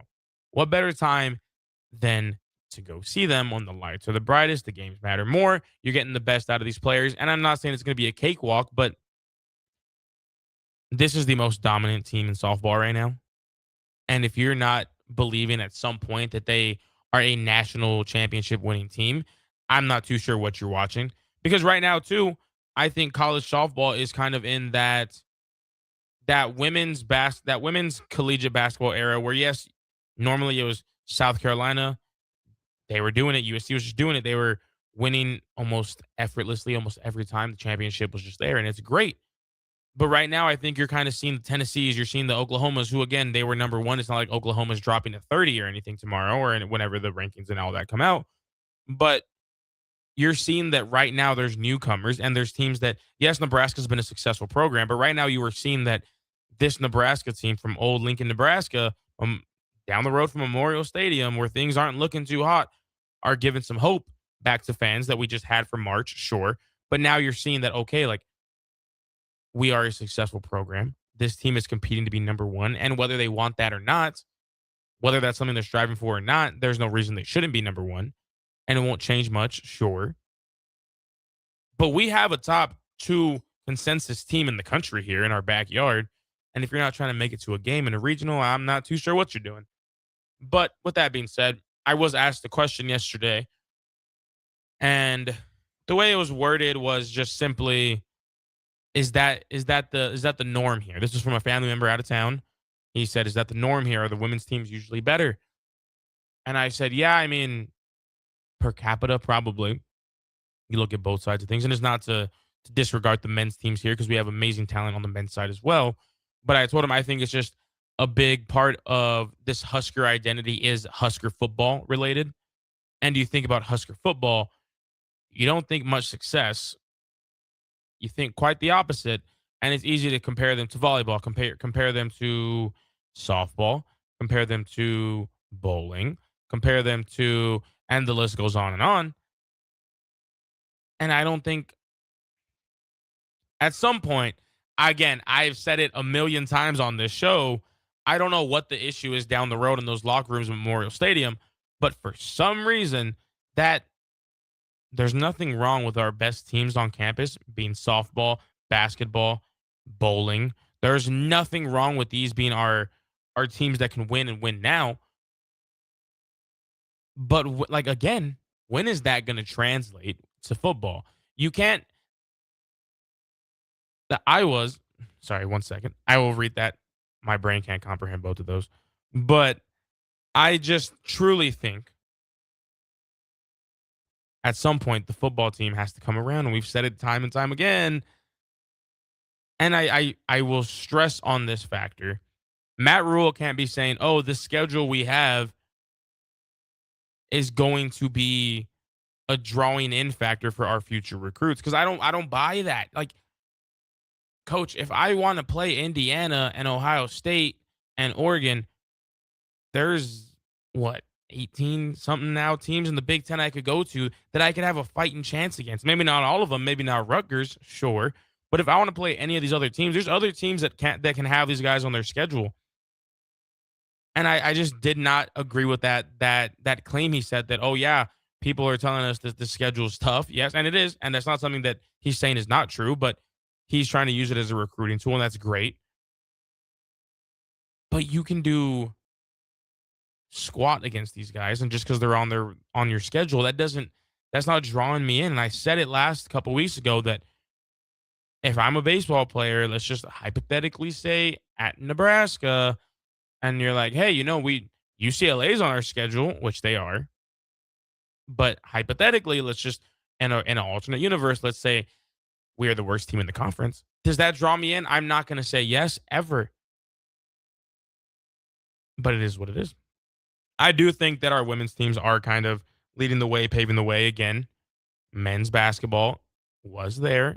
Once again, gymnastics had a great year. Track and field is doing great things. Husker wrestling doing great things. But when you think of Nebraska, and you think of Nebraska Cornhuskers, historically in the media, wherever you're looking, you're seeing Memorial Stadium, or you're seeing a football player, or you're seeing whatever it is Husker football. We have Husker helmets up here. You have Husker gear here. We have pictures around the studio and around the station here of Husker stadiums, Husker football. And that is because that is what has been built on this university and this program. And this entire department is football. That is what brings in the most revenue.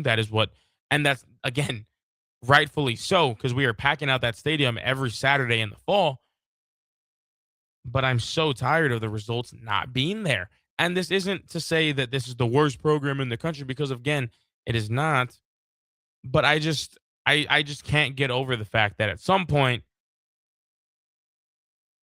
football is going to be just a spectacle, I think, and not a good spectacle. It's a spectacle of they're going to be mediocre. And again, I'm saying this from a point of view and a perspective that I don't want this to happen, but I truly think that that is going to be the case. And let me get to your 1 second here.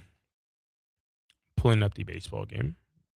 The Nebraska Cornhusker baseball team is taking on Iowa at the moment.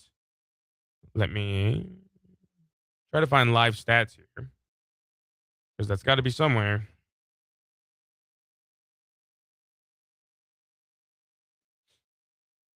Bear with me. I think websites from all sports have to get better at giving some live stats here. I don't know if that's just me saying that, but that's where I'm at. I wish it was easier to navigate these things. I wish you could, as easy as it is to find scores of other sports.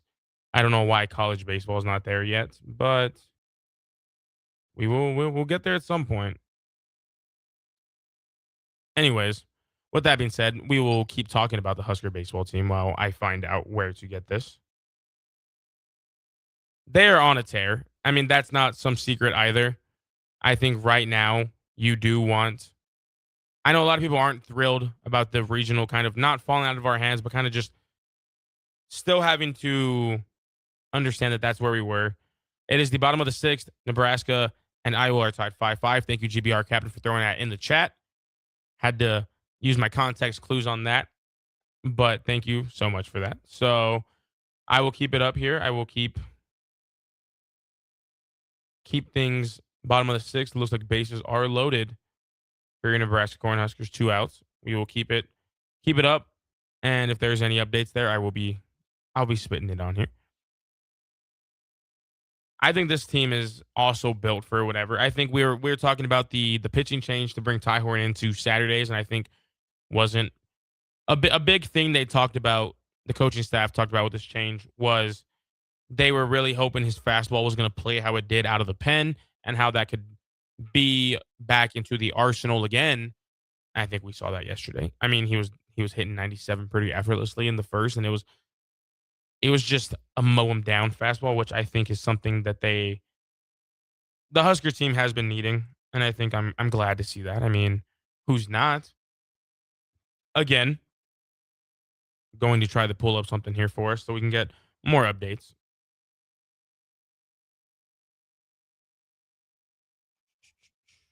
Bear with me. We'll get back to this, but while I have you guys here, we will end with one final Husker softball comment here. We'll get to break, bring it back. Everything will be real talked. But I think this Husker softball team deserves to be number one. And again, this might not be something that they care about in the dugout at all. This might not be something that has to make a difference. And I want to get to this GBR Captain comment. Baseball players have to be the most superstitious athletes on the planet. I completely agree as a baseball player myself. There's some stuff that I could say on air, and then there's some stuff I probably superstitiously just don't. But yeah, I think I've seen some of just the most interesting things, whether that's mismatched socks, mismatched cleats, mismatched batting gloves. I had a buddy who wore 2 batting gloves on one hand for some reason, and it worked, I guess. But yeah, I think if you have any specific comments, please leave them in the YouTube chat. We'll talk about them. But yeah, I don't know what that is. I think it might just come from the fact that there's so much downtime in our sport that you can adjust a million things in between pitch, and I think that's probably where that comes from the most part. But yeah, I agree. You see some of the most random things in baseball, and it's, oh well, they got to do it, and it's for no reason other than that's just who they are. I mean, I do the same routine, and I think there's a difference between routine and superstitions, but still, it's all about just being in your comfort zone. But I agree. I mean, there's some guys that kind of just overdo it. No direct shots there. But with that being said, we will be taking our first break of the second hour here on Real Talk with Rudy Gres IV. Look to have an Iowa Husker baseball update when we get back from our commercials here. Keep it tuned right here at 93.7 The Ticket and theticketfm.com. Are you looking for an exciting new way to put your skills to work? Explore new career options in the fintech industry at Currency, a Sandhills Global company. We offer full-time positions in financial sales, compliance, operations, and other fields. We also offer a 4.5-day work week, an attractive benefits package, and opportunities for advancement. Put your motivation to work and grow with us at Currency. Visit gocurrency.com/careers to learn more. Are you looking for something different for lunch or dinner in Lincoln? Big 8 is now open at 1226 P Street, serving seafood boils and Asian cuisine. Get your hands messy with fresh, flavorful seafood boils, hot, cold, and made to share. Or enjoy classic Chinese and Asian dishes, perfect for lunch, dinner, or a night out with friends and family. Big flavors, generous portions, and a brand new dining experience. Big 8, now open in Lincoln. Want to make the easy call? Call John Henry's. From leaky pipes to a broken AC, flickering lights to furnace fights, even drains and duct cleaning, we've got it handled. Plumbing, heating, air, and electrical, all under one trusted roof. Proudly serving homes across Lincoln, Omaha, and surrounding areas, and ready 24/7. Visit calljh.com or call John Henry's. 435-5555. John Henry's Plumbing. And electrical. Put lawn irrigation on automatic. Think Judson Irrigation for worry-free service to Lincoln homeowners and business community. Judson Irrigation will turn on your sprinkler system in the spring, repair or redesign as needed, and turn it off in the fall. For service to orphan sprinklers, remember Judson Irrigation. They'll never forget you.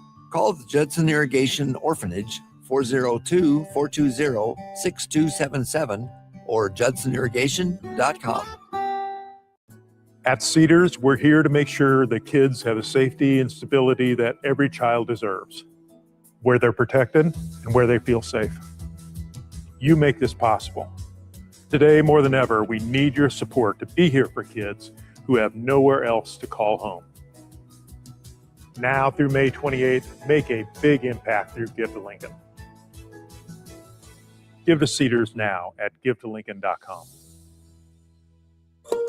Imagine if the people who work at your bank were neighbors who could help with a home loan. Congratulations, you're approved. Or friends who love to shop local. Have a good one.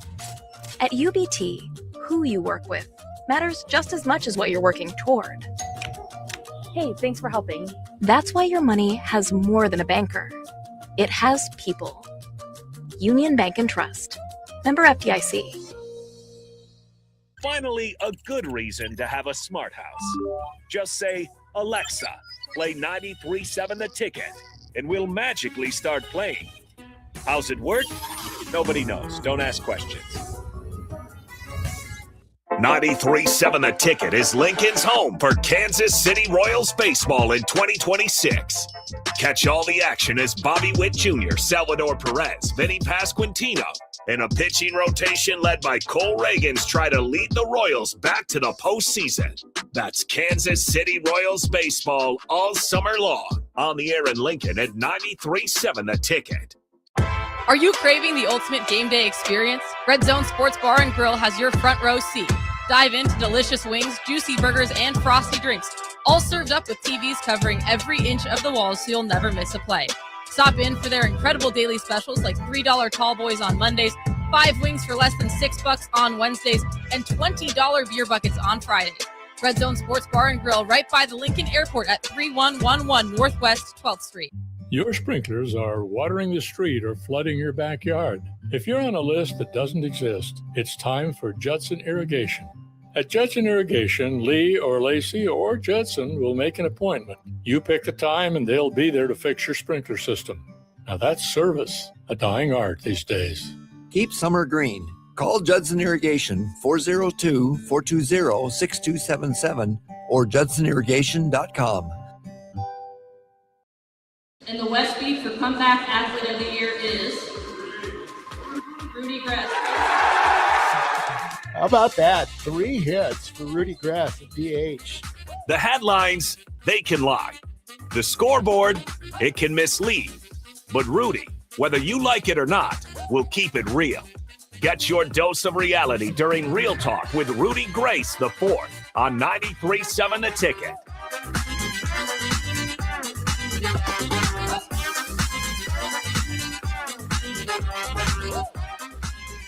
Welcome back to Real Talk with Rudy Gres the Fourth here on 93.7 The Ticket and theticketfm.com.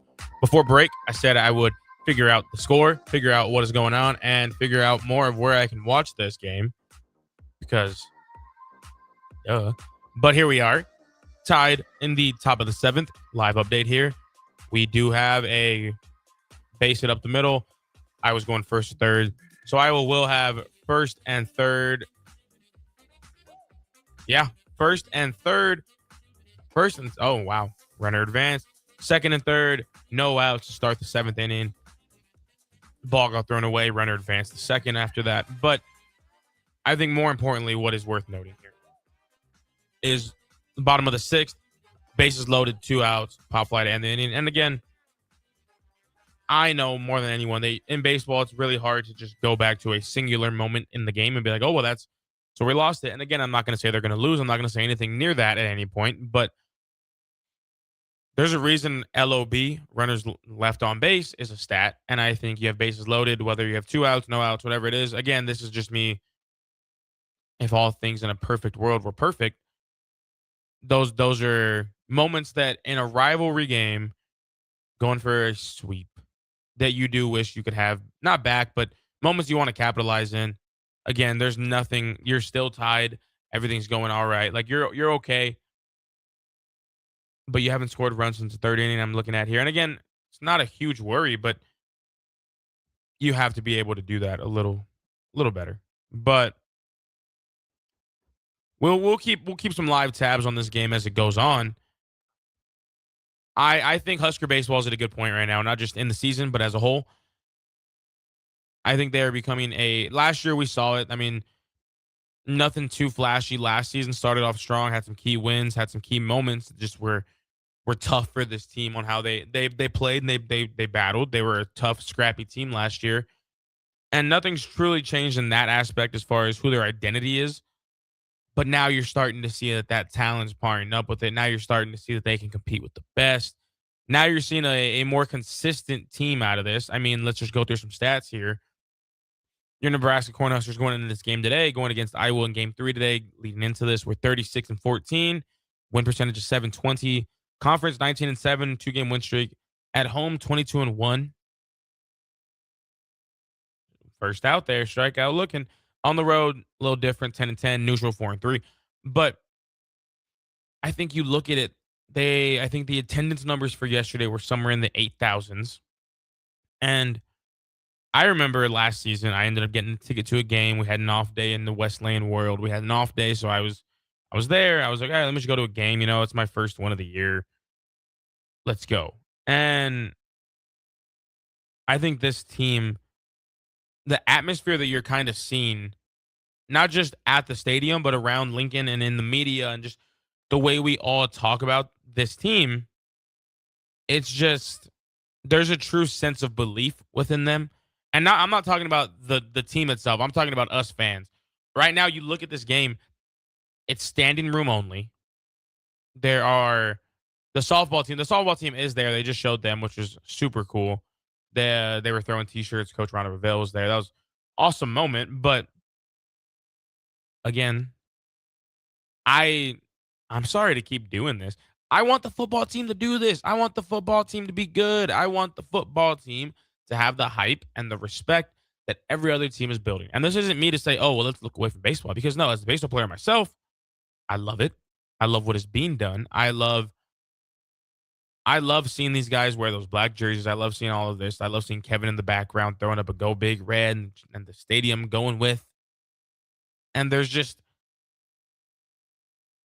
for a team built on the success of football in the 90s and early 20s, I don't know what it's going to take to get back there, but I think it is what we need.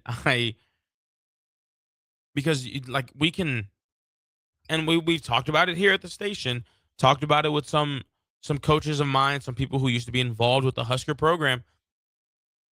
There's two ways to look at this offseason for football, and that is either it is quiet for a good reason, quiet for a not so good reason.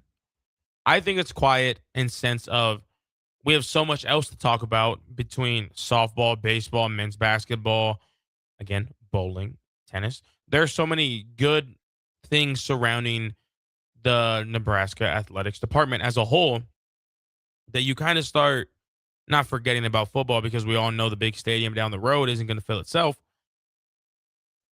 But you get this sense that yeah, like our attention span and our desire to care can only go so long.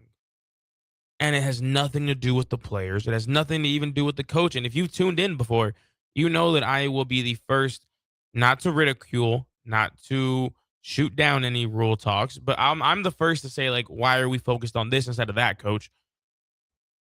I just think we need to start winning. Winning is going to fix every issue. And I talked about it earlier this week with AD on live on the drive. And I told him, we talked about, does winning erase a lot of negativity issues and negative factors around certain players, certain coaches? I want to go even a step further, certain programs here. Like, if we were winning, a lot of these issues, whether that's strike three to end the inning there, runners left on second and third, 3 in a row, sits the last guy down on 3 sliders is what it looked like. Slider 1 looking, slider in the dirt. Oh, my fault. I apologize. Let me reiterate that. Runners on third and second, no outs, strikes out the next 3 in dominating fashion.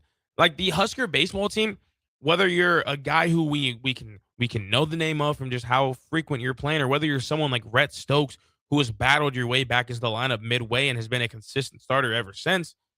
And Rhett Stokes is someone who is scrappy. Rhett Stokes is someone who, I mean, we saw it against Oregon, whether right or wrong for trying to not start something, but stand up for himself is what I'll describe it as because he's one of us. You need guys like that. And I think you have athletes like that in every sport, but not the one down in Memorial Stadium. And whether I'm right or wrong, that's okay. But I just think last year, from a quarterback perspective, we were led by someone who was more glitz and glamour than grinding and grit. And I think that is what Nebraska has to get away from. Yes, those big-time recruits are going to come with big-time egos, at least for most of them. And it's not even a knock, because if you're one of the best players in the country and you don't carry yourself like that, I think I have some questions too. But right now, you are having guys who, in the football realm, and it's not just Nebraska, I will preface that, it is almost every program around the country. There are guys in these programs who are just such, not prima donnas, but a little more addicted to the glitz and glamour, the flash and the flames, whatever you want to analogy it as. There are guys who are just not dogs anymore. And I don't think that is a Nebraska issue. I don't think that's a certain program issue. I just wish that some guys were more scrappy on the football field. And I don't know how to describe that. I don't know what that looks like. I just think that is what teams are missing. And I think that's what Nebraska's missing. We don't have a guy that's going to go out there and put fear in the heart of any other team. And if I'm wrong, please let me know.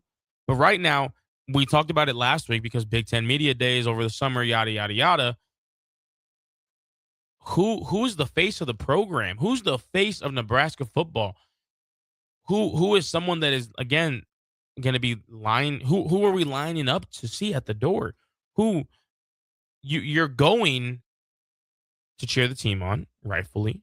You're going to hopefully have a good season. You're going to, and by going, I mean going to the stadium. We're going to support this team regardless, because that is what Nebraska fans have come to learn, that, hey, whether we give you a 3-9 season, whether we're 7-6 and make a bowl game, y'all are still going to be there. And I think that is the not the flip of the coin, because that's not the word we're looking for, but in true terms, there's something to be said about diehard fan bases around not just college sports, sports in general. If I'm so diehard and I'm willing to die on this hill for a certain team of mine, you have to endure the bad. And right now, at least from a money standpoint, because as we talked about earlier this week, money just rules everything in college sports and all sports, really. Let's be real. It's real talk. Money is kind of the driving factor of every single decision made. And that's not some secret. That's not some, oh my God, did you hear what Rudy said? It's the truth. We all know this. There's a reason guys are willing to go play in Los Angeles with the Dodgers because they're going to give you $700 million. And I just think that because of that, because of pertaining to fan bases and pertaining to the Nebraska fan base, there's no fire under the seat to get this team where it needs to be. There's no fire under the seat to say, well, we're going to stop coming to games, because we're not. Oh, well, we're dissatisfied. Yeah, you've been dissatisfied for the last 10 years, though. Like, what's going to change now, Husker fans? And I'm not saying that's the way it should be and that's the way that people should be looked at, but that's how it feels. It feels like there's no initiative from whoever's in charge here. And again, you can only, if you're in charge, you can only be in control of so much. I'm not saying they go out there and, oh, Raiola throw a pick six, fumble in the pocket. Like, that's not what is the goal here. But there's just some part of things that I wish that there was some more want from this team, because I truly believe in Rule, as much as that does not sound true on this show sometimes. I truly believe in Rule and his want to get these guys to be better. Do I think it's going to happen? I don't know. I don't know if it's a him issue, though. That's the part that we kind of run into in these brick walls that we just keep running into. I don't know if it's his problem, because you look at it, you have one of the best facilities in the country, and I'll throw in the Midwest at least. You have one of the best stadiums in terms of how that home field advantage can play a factor. But let's be real, whether we're blacking out the stadium and everyone's on their feet and that stadium's rocking and that quarterback can't hear his coach or can't hear what play to be called, doesn't matter if they're up by 14 at that point. It doesn't matter how loud you want me to get for the drones in between the third and fourth quarter. It doesn't matter how bright those red lights are going to shine and the fire is going to come up and, oh, the fireworks and oh, this and that fourth quarter time. It doesn't matter to me at a night game anymore, because we're down by 2 touchdowns already to a team we should be beating, or a team we should be competing with, and we're losing. Like, I just wish, and again, we got to call this wish and talk with Rudy, I guess, but I wish this team just had some more fight to them. That's all I want to see. That's all, at least with this schedule and this season we're kind of gearing up for. Do I think we're going to do anything amazing this season? Not necessarily. Do I think that a lot of fans expect a highly, I don't even know not productive, but do I think fans are expecting a winning season? Probably not. And it has nothing to do with the skill set. It's more, let's be real, that schedule is daunting. And whether Matt Rule thinks that's bringing in prospects and recruits or not, I don't know. But you look at it, and all you want from this team is to see some fight. That's it. That is it. I just want to see them fight. I want to see some close games, because if Indiana can come in here, do I think we're going to win that game? And I will say it right now, live on the radio and live on YouTube and live on Twitter and live on X and live wherever else you want to catch us on 93.7 The Ticket and at ticketfm.com. It'll live forever. So do I think that that's going to be the case, that we beat Indiana? No, and I don't think that's, again, some revolutionary take, because let's be real, it's Indiana. But if we just look at this schedule here, Ohio should be a win, not Ohio State. The other Ohio.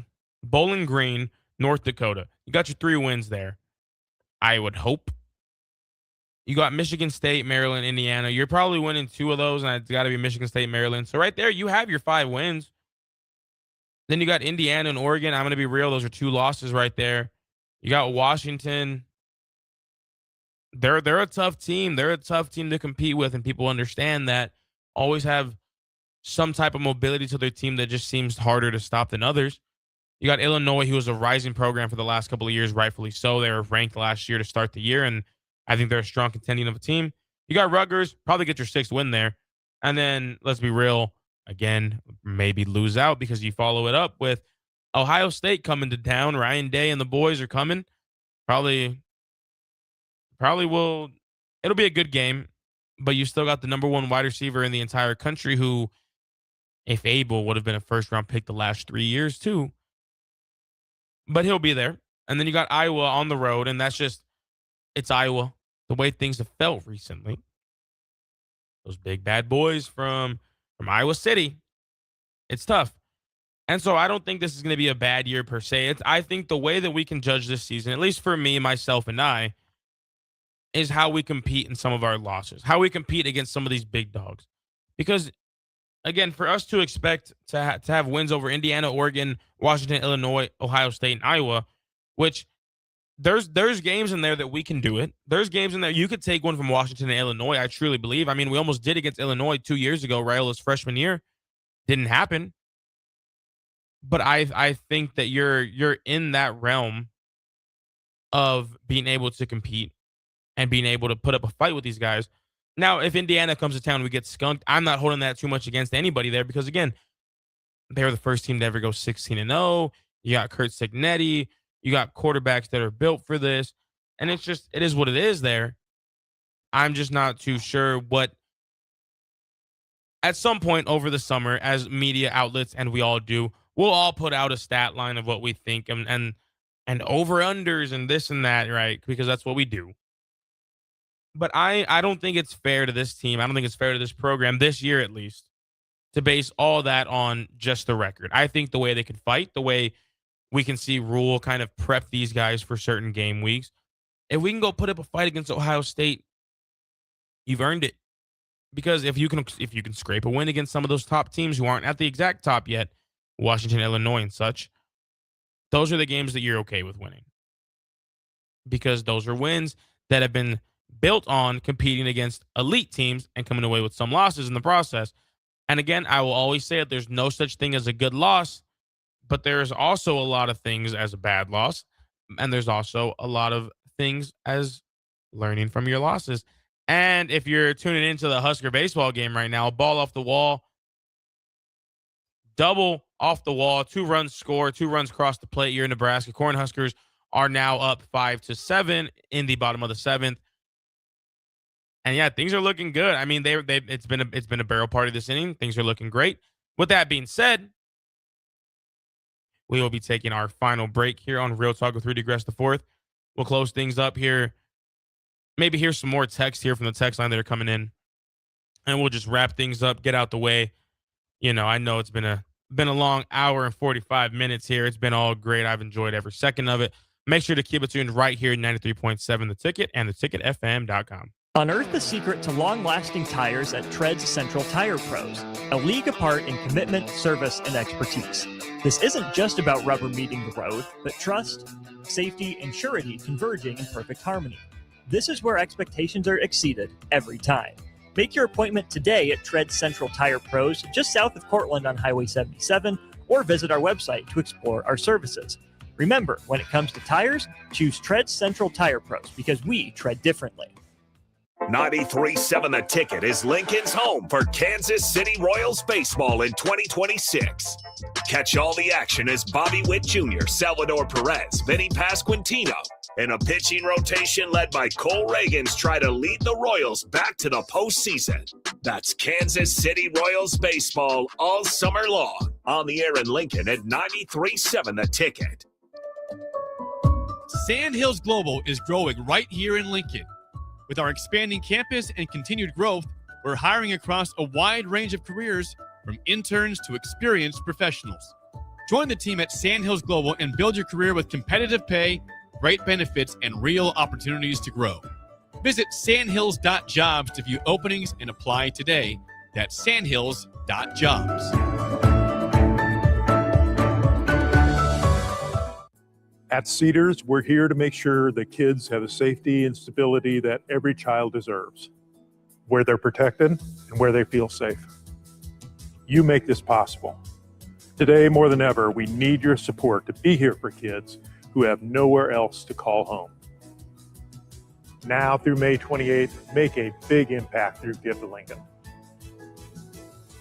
Give to Cedars now at givetolincoln.com. Select Plumbing and Utility has been serving Lincoln and the surrounding area for 14 years, and they're not slowing down. Select Plumbing and Utility handles all your plumbing needs, from faucets and water heaters to full renovations, and they can even help with your heating and cooling needs. They're also Lincoln's underground experts, repairing and replacing broken underground water and sewer lines since day one. Contact Select Plumbing and Utility today at 402-560-6197, assuring excellence in every situation, opportunity, and challenge. That's 402-560-6197.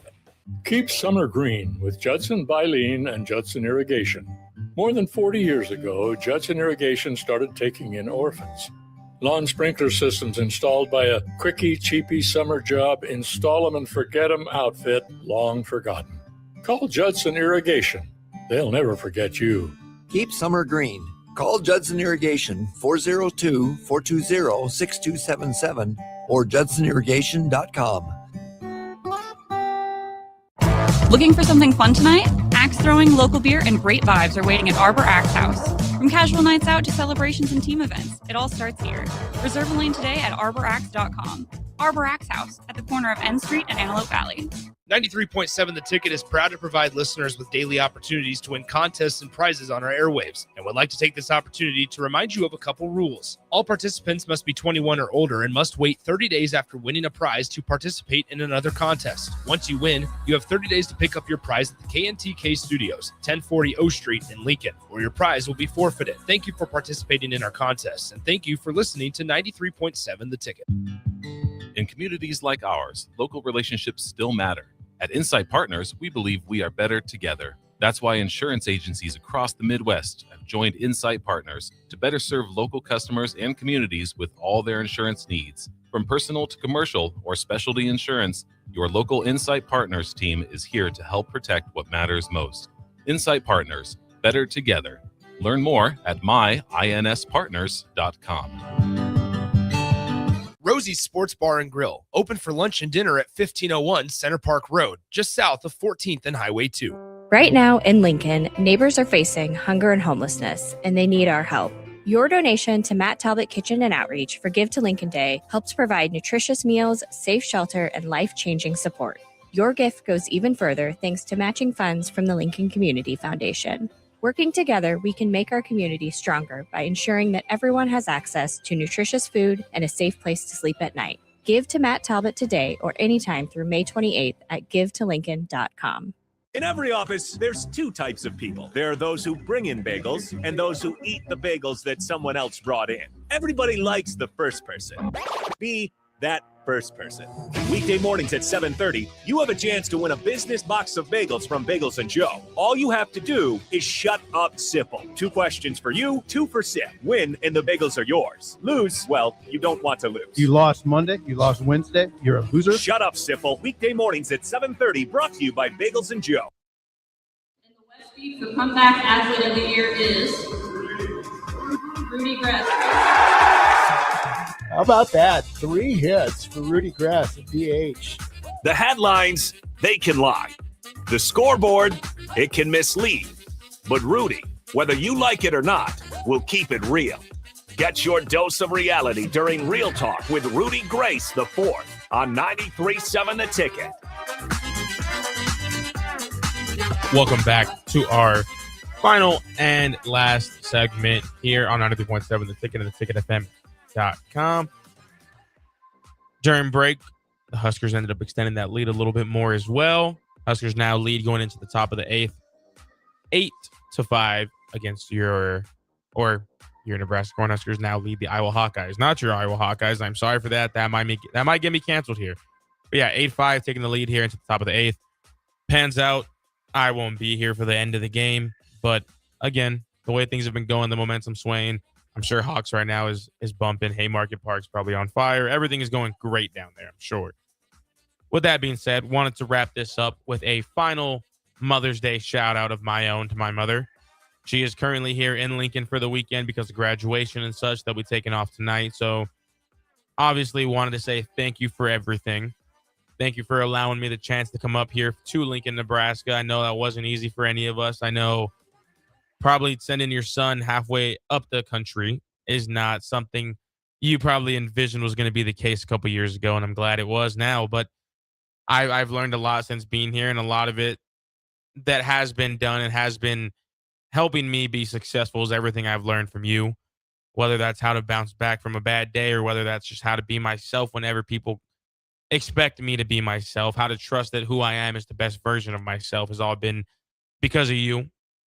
I think a lot of what I do here, and that's funny enough, is sports radio.